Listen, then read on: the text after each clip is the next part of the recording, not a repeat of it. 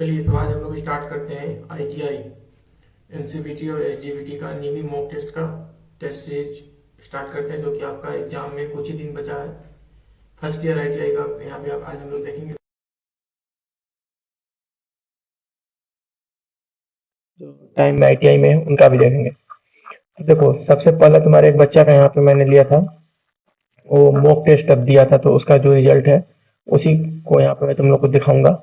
और इसमें जो भी तुम्हारा यहाँ पे जितना भी तुम्हारा यहाँ पे 1 2 3 4 क्वेश्चन है, 25 क्वेश्चन तक है, उस सबको तुमको अच्छे से एकदम नोट्स कर लेना कॉपी में और इसको याद रखना है। ठीक है, यही तुम्हारे फर्स्ट ईयर आईटीआई में पूछा जाएगा। एकदम 100% यहाँ पे जो पढ़ाएंगे उसमें से एकदम 99% मैच करेगा तुम्हारा। ठीक है, अब ज्यादा दिन तुम लोग एग्जाम में रह नहीं गया, मैक्सिमम देखा जाए जुलाई में एग्जाम होगा आईटीआई फर्स्ट ईयर वाले का। तो देखो, पहला क्वेश्चन क्या है, किस कास्ट आयरन में मशीन टूल्स में कंपन और टूल चर्टिंग को कम करने की क्षमता होती है। ठीक है, तो उसका आंसर याद रखना, ग्रे कास्ट आयरन, जो ग्रीन ग्रीन है वो आंसर है। ठीक है, क्या बोल रहा है, किस कास्ट आयरन में मशीन टूल्स में कंपन और टूल चर्टिंग को कम करने की क्षमता होती है। तो इसका आंसर हो जाएगा ग्रे कास्ट आयरन।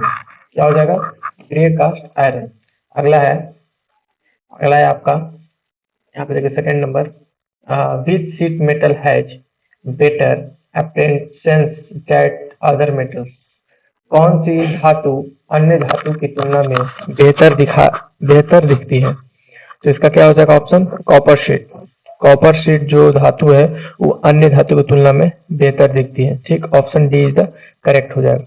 आगे देखते हैं इसका, आगे है, नीचे दिए गए यदि नीचे का गोल स्टेक बिना चैम्बर के पूरी तरह से सपाट है तो शीट धातु में कौन सा दोष हो सकता है। तो इसमें बताइए कौन सा दोष होगा। तो ऑप्शन सी होगा, दरार या फटना। ठीक है, दरार या फटना।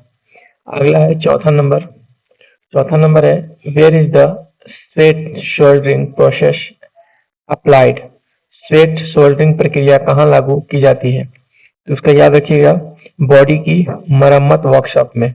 क्या बोला है क्वेश्चन, स्वेट सोल्डरिंग प्रक्रिया कहाँ लागू की जाती है, बॉडी की मरम्मत वर्कशॉप में। ठीक है, अगला है पांचवा नंबर, स्क्राइबर का उपयोग करते समय दुर्घटनाओं से बचने के लिए कौन सा निवारक उपाय किए जाने चाहिए। तो इसका हो जाएगा ऑप्शन सी करेक्ट हो जाएगा, स्क्राइबर पॉइंट पर एक कॉर्क रखें। ठीक है, इसका आंसर हो जाएगा स्क्राइबर पॉइंट पर एक कॉर्क रखें। अगला है तुम्हारा 6 नंबर में क्या है, चित्र में दिखाए गए ऑपरेशन का नाम क्या है। क्या बोला है, चित्र में दिखाए गए ऑपरेशन का नाम क्या है।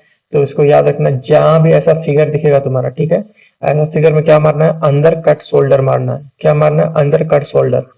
अगर ऐसे ही इंफॉर्मेटिव वीडियो तुम्हारा आईटीआई फर्स्ट ईयर और सेकंड ईयर फिटर वालों के लिए चाहिए तो प्लीज चैनल को सब्सक्राइब करना, सपोर्ट करना।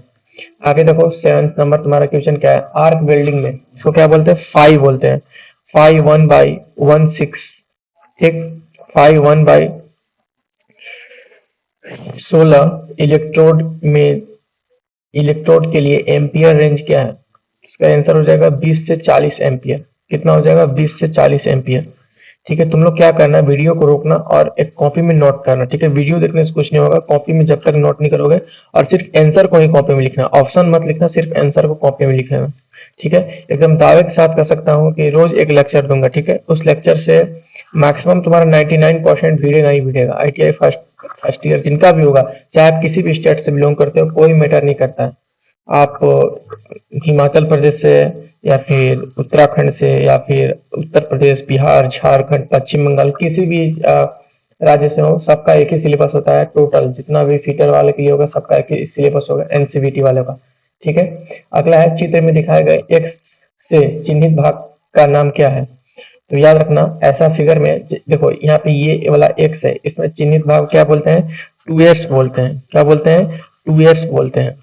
ठीक है, अगला है 9th नंबर, हैमर से प्रहार करते समय आप खुदाई को कैसे ठीक कर सकते हैं।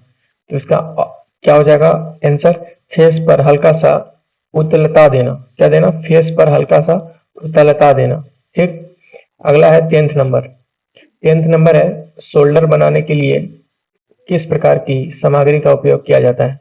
क्या बोल रहा है, सोल्डर बनाने के लिए किस प्रकार की सामग्री का उपयोग किया जाता है। तो याद रखिएगा ये इंपॉर्टेंट क्वेश्चन है, शुद्ध धातु या मिश्र धातु का। ठीक है, शुद्ध धातु या मिश्र धातु का।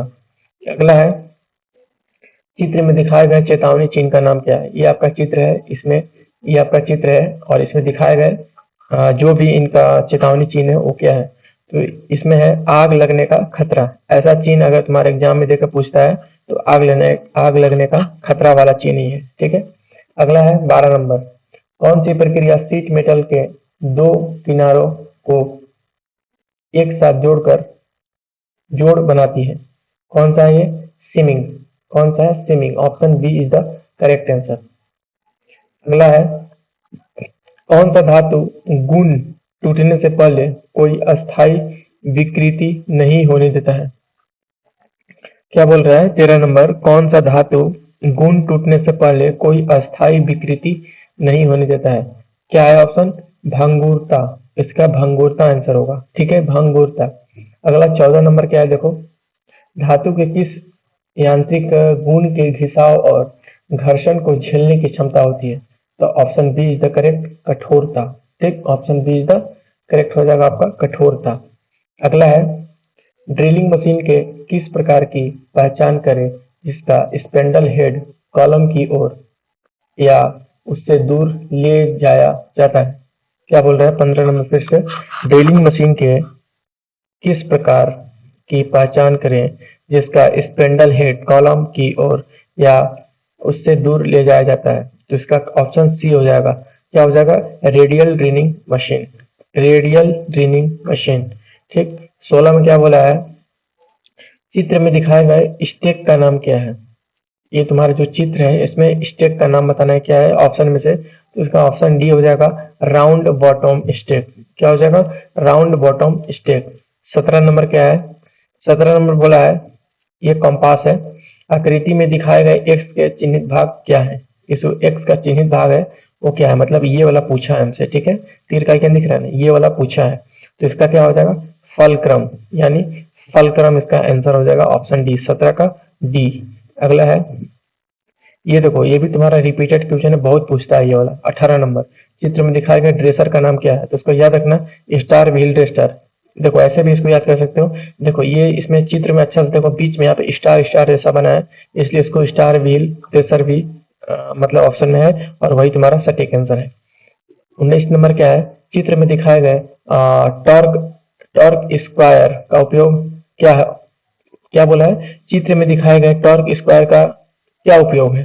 तो ऑप्शन बी इसका हो जाएगा, चौकोरपन की जांच करना। क्या हो जाएगा, चौकोरपन की जांच करना। इंग्लिश में हो जाएगा टू चेक द सीक्वेंसेस। ठीक है, अगला है 20 नंबर।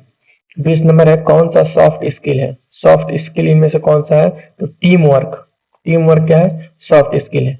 अगला है 21 नंबर। 21 नंबर, अक्षर ए ड्रिल का आकार क्या है। अक्षर ए ड्रिल का आकार क्या है, तो इसका 5.944 mm है। ठीक है, 5.944 mm। अगला है 22 नंबर, चिपिंग करने और कील ठोकने के लिए मैलेट को हथौड़े की तरह इस्तेमाल करने का क्या नतीजा होता है। तो ऑप्शन बी इसका हो जाएगा, मैलेट फेस को नुकसान पहुंचाएगा। मैलेट फेस को नुकसान पहुंचाएगा। ठीक है, 23 नंबर क्या है, 23 नंबर है चित्र में दिखाए गए वेल्डिंग संयंत्र में किए गए सुरक्षा ऑपरेशन का नाम क्या है। किए गए सुरक्षा ऑपरेशन का नाम क्या है बेटा, तो यहाँ पे देखो हो जाएगा ऑप्शन डी। ऑप्शन डी हो जाएगा, एग्जॉस्ट डक्ट फ्यूज और गैसों को पकड़ती है। ठीक है, 24 नंबर क्या है, लगातार बदलते लोड की स्थिति में कनेक्टिंग रॉड की समस्या का समाधान कैसे किया जाता है। तो ऑप्शन बी इसका हो जाएगा, एंटी फिटिंग बोल्ट का उपयोग करके। क्या हो जाएगा, एंटी फिटिंग बोल्ट का उपयोग करके। ठीक, अगला है 25 नंबर, ड्रिल के पॉइंट एंगल को कौन तय करता है। तो ऑप्शन बी, जॉब मटेरियल तय करता है। ठीक है, आई होप तुम लोग को वीडियो अच्छा लगा होगा। ऐसे ही हमारे इस चैनल से जुड़ने के लिए प्लीज सपोर्ट एंड सब्सक्राइब करें। ठीक है, आज का ये लेक्चर कंप्लीट होता है, कल एक और लेक्चर के साथ हम लोग यहाँ पे वीडियो को स्टार्ट करेंगे।